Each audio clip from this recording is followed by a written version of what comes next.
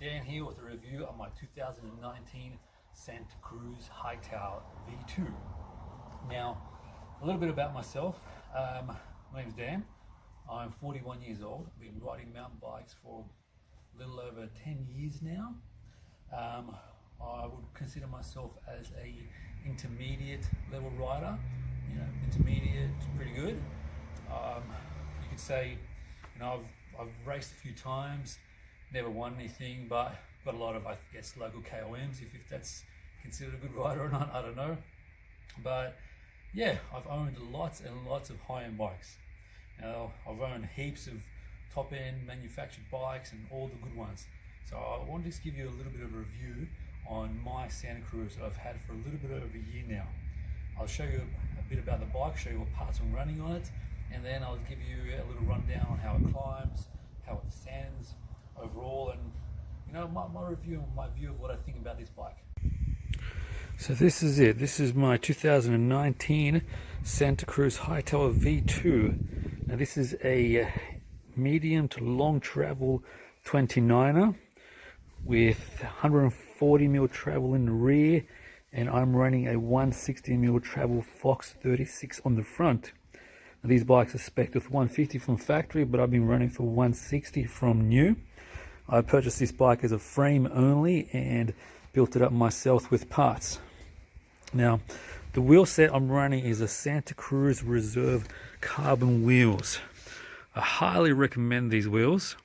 Now, mainly not because of the feel and the ride, of course they're good, but because of the warranty. I've had these wheels warranted twice. I've cracked the spokes on one and had a little bit of issue with another, and I've had them replaced from Santa Cruz with absolutely no dramas, no issues. Just hand the wheel back into your local bike shop.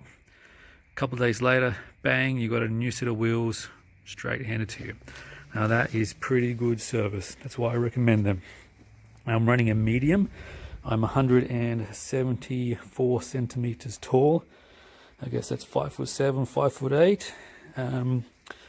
I've got a 180mm one-up dropper on the back, running a SRAM GX 1x12 drivetrain, the new fancy Fox Kashima 36 with the limited edition ruby color.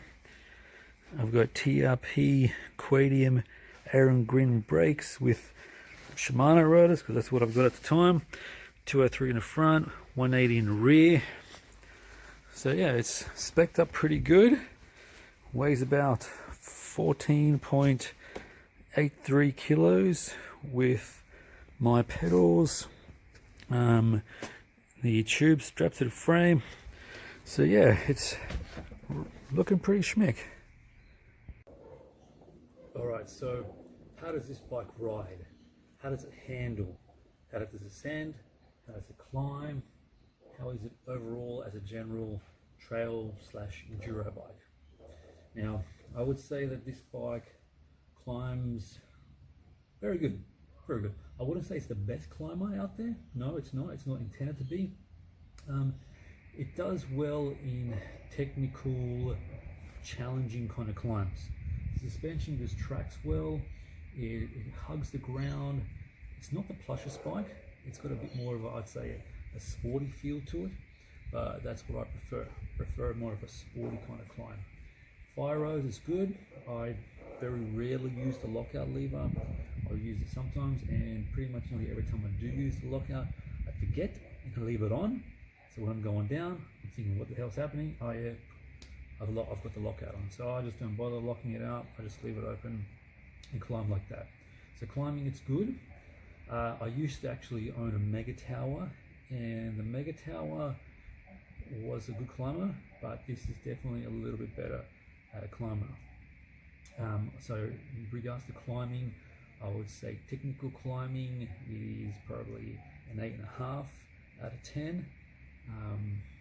And then smooth fire road climbing, if you get out a saddle and hammer, it's going to have a bit of bob, so I'd probably give it maybe a 7 out of 10 for fire road climbing, if you want to give it a number and categorize it.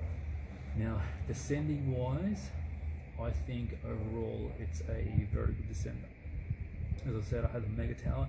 Now the Mega Tower, when it was rocky, when it was chunky, when I was hitting drops, when I was bombing down terrain that I wasn't familiar with, and I was just feel like I was out of my limit, the bike just took it. It handled everything. This thing, it handles a lot, but you've got to be a bit more precise. You've got to be a bit more on your game. The bike is not just going to do everything for you. You still have to focus on what you're doing, but in saying that it's more playful, it's more poppy. Now when I was going downhill on the Mega Tower, when it was slow, tight and twisty, I got a bit nervous because the bike was so long, the wheelbase, it didn't want to move around. It was hard to get around those switchbacks. This now, I feel a little bit more, I feel way more confident actually getting through those switchbacks. I feel like I can pop up the back end and flick it around and move it on the trail. I can command the bike a little bit more. I don't feel like a passenger and the bike's just going ahead for me. When it's fast, when it's rocky, when it's choppy, you do feel it bounce around a fair bit more. It does, give a bit more feedback, but it's still a very competent, capable descender. It's a pretty much a very good, like Goldilocks kind of bike. Like it does a lot of things very, very well. I don't think it does anything amazingly. It doesn't climb amazing. It doesn't descend amazing, but it does everything very, very good. That's why I'm sticking with it. I'm hanging on to this bike for hopefully a little bit longer. I move my bikes pretty often. I get rid of them pretty quickly. Just get bored and I like to try new things. As I said, the Mega Tower was awesome descending, but it was a bit of work most places. Before that, I had an intense sniper trail. That thing could climb like a rocket ship. When I got out of the saddle and pedal on that thing, it went boom. It just goes. But it was flexy. It felt noodly. So I was like, a bit too flexy for me, so I moved on with that. As a general trail bike, this thing is awesome. You can take it out on XC rides all day. You can take it down to race enduros if you want. I wouldn't race an XC race. This is like a 50k race. You could do it. You wouldn't be competitive, but you'd have fun and you'd end up doing it. So there's a lot of positives about this bike. Don't really see too many negatives.